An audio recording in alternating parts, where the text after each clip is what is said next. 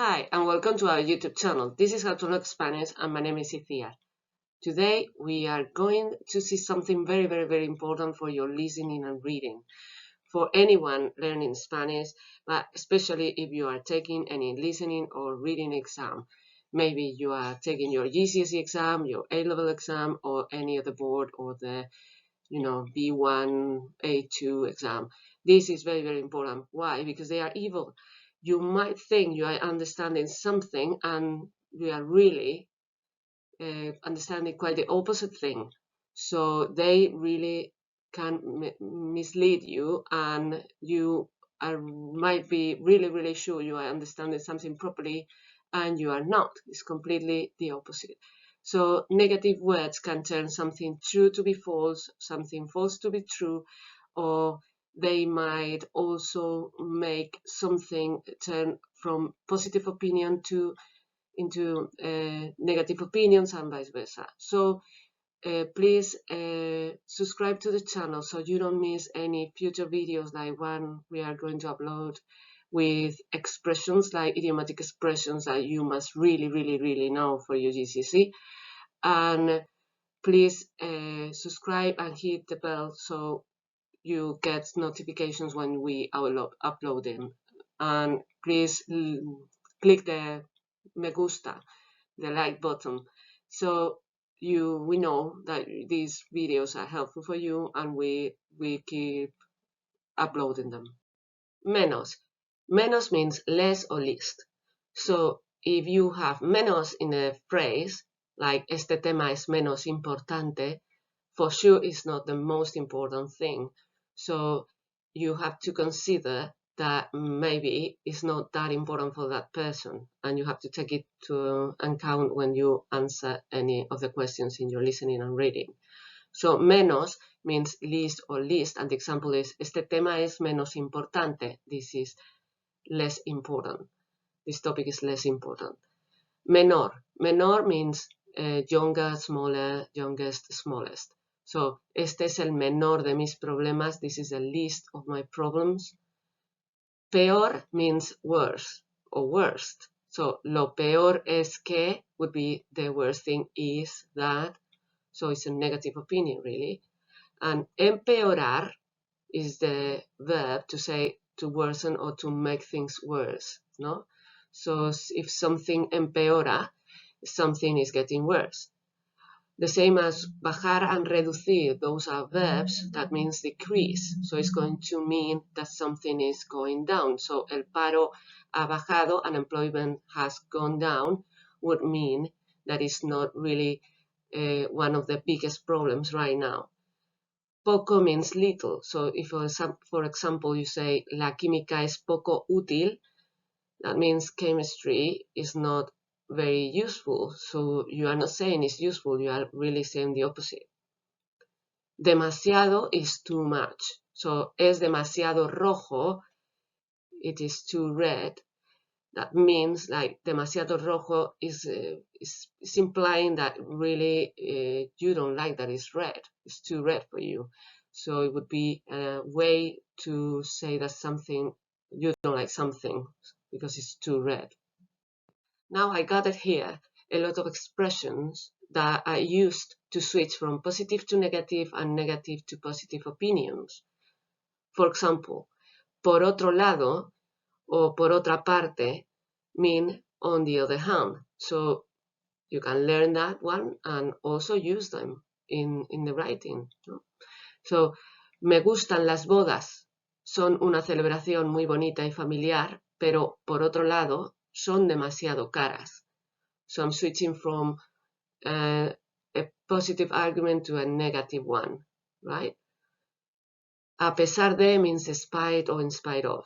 So, este hotel, a pesar de no estar cerca de la playa, es mi preferido. So this hotel, despite not being close to the beach, is my favorite one.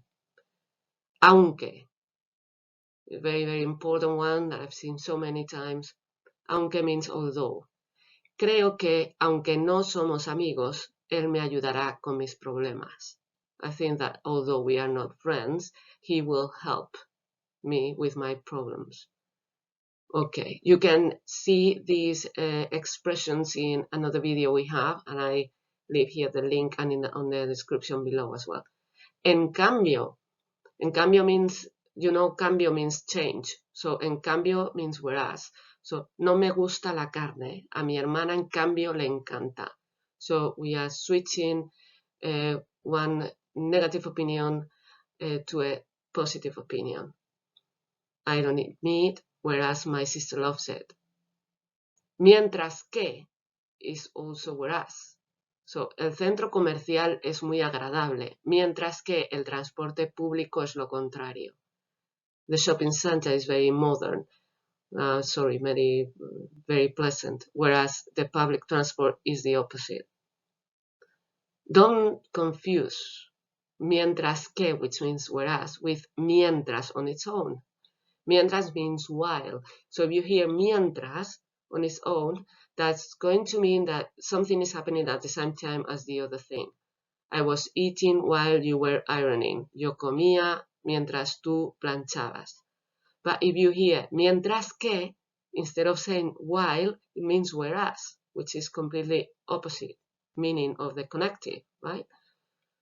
Another important one would be aparte de, which is very similar to the English one, apart from, but.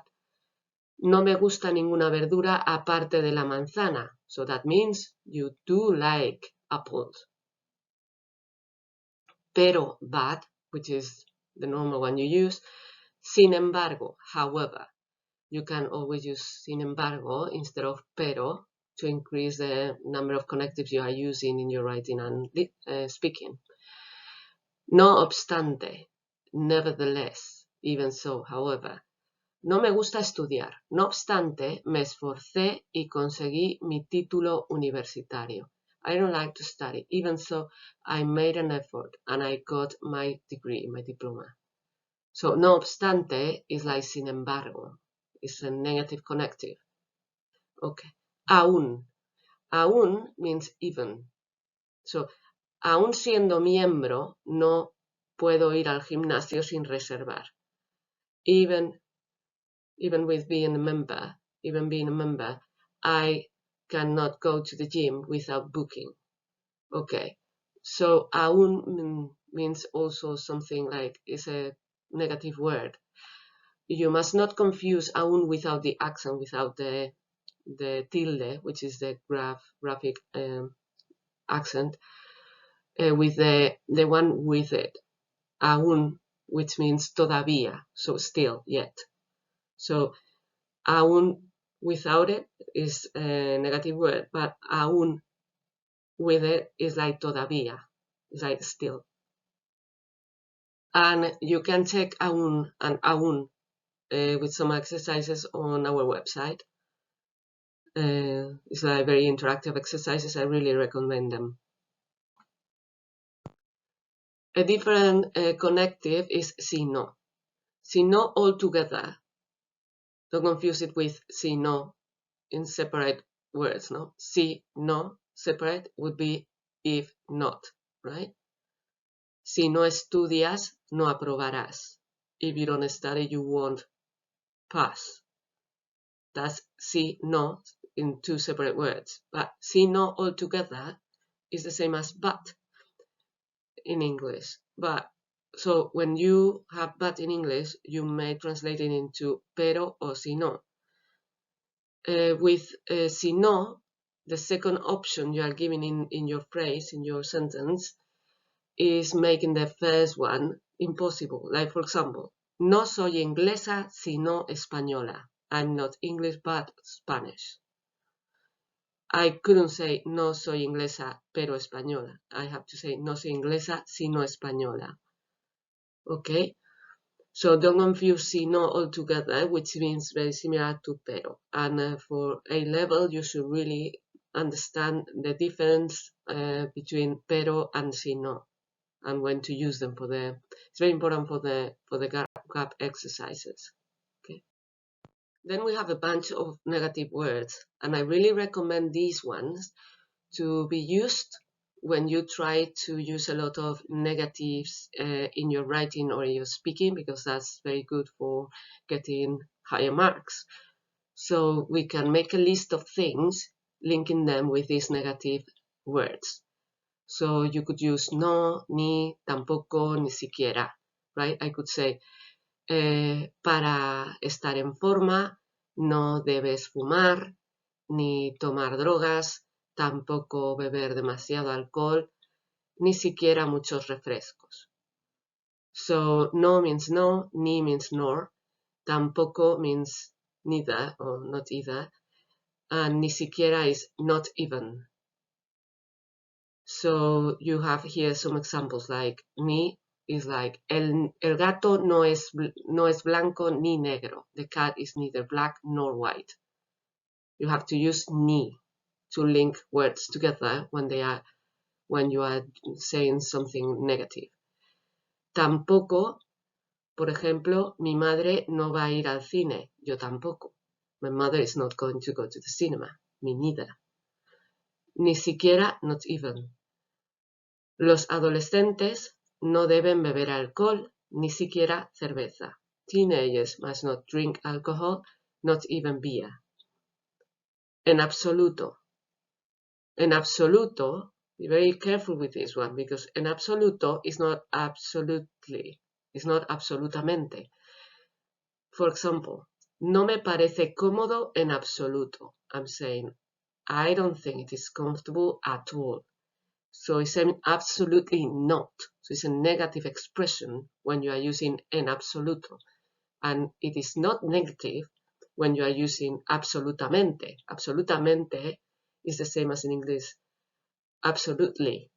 So este gazpacho es absolutamente delicioso. This gazpacho is really delicious. Okay, another negative word of course is sin. Por ejemplo, quiero un café sin azúcar. I want a coffee without sugar. Lo hice sin pensar. I did it without thinking. And then when you need subjunctive, like when you are mentioning a different subject in the second part, no saldré de casa sin que me des permiso. I won't go out without your permission. So sin will always be negative, but if you are just doing the reading and listening, you just need to know that. Okay. Okay, and now we have ya no, not any longer. Ya is very tricky because it can mean many, many things. So if you listen ya in the listening, you have to be careful. If it's followed by no, ya no means not any longer. So for example, I don't smoke anymore, or would be ya no fumo. So ya with no is a negative expression. You must not confuse ya no with ya, which is already. ¿Has ido ya al banco? Have you already been to the bank? Or ya with the ya that means now. Quiero comer ya. I want to eat now. Then we have another ya that you know very well, which means it's very similar to por qué, because it means because. So, me gusta comer sano ya que es bueno para tu salud. I like to eat healthy because it is good for your health. So if you listen ya, be very careful. If it's ya no, it's going to be negative. It's going to be meaning like you are not doing something any longer. More negative expressions. For example, en vez de, en lugar de. They both mean instead of. So, for example, para ahorrar agua debes ducharte en vez de bañarte. The environment topic, right? In order to save water, you must shower instead of having a bath or taking a bath. So, en vez de or en lugar de is really switching whatever you are saying. So you have to be careful with those. Then think that any verb meaning finish meaning ending something, is saying that you are not doing something any longer. So, for example, terminé de estudiar hace un año. That means that you are not studying anymore because you are saying, I finished my studies last year. And then acabar de plus infinitive can be the same thing, like I finished studying, or it can mean I've just done something. But I'm going to record a video. I'm going to upload a video about expressions that are very likely to be on the exam. And this is one of the expressions you must know. That is like, I've just done something, is acabar de plus infinitive. It's saying that I did something 2 minutes ago. And then another verb, parar, means to stop. Remember, like, parada is the bus stop, la parada de autobús. So, paré de cantar is that you stopped singing. The same as dejar. Dejar might mean to quit. Dejar is to quit, like to quit smoking. Dejé de fumar hace 3 años. That means you don't smoke anymore. But then remember, dejar is so important for the reading and listening. Sometimes I've seen it like twice on the same paper. So dejar means to leave, like dejé el abrigo en el salón. I left my coat in the living room. It might mean to quit, as I said before. It also might mean to allow someone to do something, like mi madre no me deja salir por la noche. My mother doesn't let me go out at night. And it can also mean to borrow, lend something. ¿Me dejas tu coche? Do you lend me your car? Which I think you would say, can I borrow your car? More important expressions, for example, for environment topic, healthy living topic, evitar, to avoid. So that's a negative word. Whatever you are saying after is something that you are trying to avoid, something that you try not to do, not you are trying to do. So, evito comer comida basura. I avoid eating junk food. La falta de, the lack of, very important. La falta de agua es un problema grave. The lack of water is a serious problem. The same with la escasez de. La escasez de is also like the lack of, is the scarcity of, no? Something's scarce.